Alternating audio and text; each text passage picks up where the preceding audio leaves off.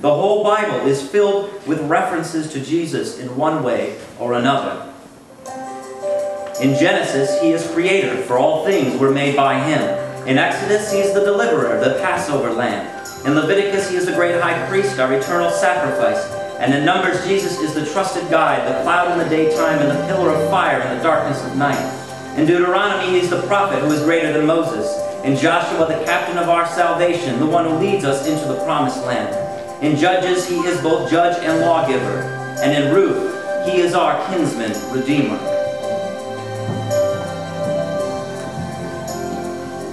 In Samuel, Kings and Chronicles, he's the prophet of the Lord and the reigning king.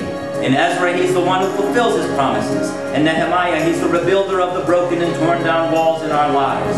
And in Esther, he reveals the providence of God. In Job, he is our ever-living Redeemer. In Psalms, he is our shepherd and our song. In Proverbs, he is wisdom. In Ecclesiastes, Jesus is our only hope. And in Song of Solomon, he's the bridegroom, the rose of Sharon, the lily of the valley, the lover of my soul. In Isaiah, he is wonderful counselor, mighty God, everlasting Father, the Prince of Peace. In Jeremiah and Lamentations, he's the potter who puts our broken lives back together again. And in Ezekiel, he's the watchman of our soul and our high tower. In Daniel, he's the fourth man in the fiery furnace. In Hosea, he's the faithful forgiver and everlasting love. In Joel, he is the one who pours out his spirit on all flesh. In Amos, he is our burden bearer. And in Obadiah, he is our Savior. In Jonah, he is merciful and full of grace. In Micah, he is the ruler called out of Bethlehem. In Nahum, Jesus is our avenger. In Habakkuk, he is the one who justifies by faith. And in Zephaniah, Jesus is the Lord, mighty to save. In Haggai, he is our stronghold in the day of trouble. In Zechariah, he is the one whose feet will stand in that day on the Mount of Olives as king over all the earth. And in Malachi, he is the Son of righteousness, rising with healing in his wings.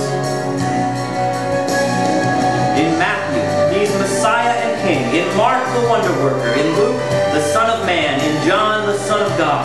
In Acts, he's our ascended Lord. In Romans, he is our salvation. In 1st and 2nd Corinthians, he is Redeemer and the Lord of glory. And in Galatians, he's the one who sets us free. In Ephesians, he's our chief cornerstone. In Philippians, he's the God who meets our every need. In Colossians, he's the hope of glory. In 1st and 2nd Thessalonians, he's our soon-coming King. And in 1st and 2nd Timothy, he's the mediator between God and man. In Titus, he's our great God and Savior. In Philemon, he's the friend that sticks closer than a brother. In Hebrews, he's the blood that washes away my sins.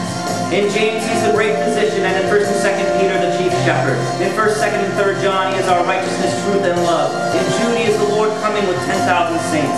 And in Revelation, he is the Alpha and Omega, the beginning and the end, the King of kings and Lord of lords.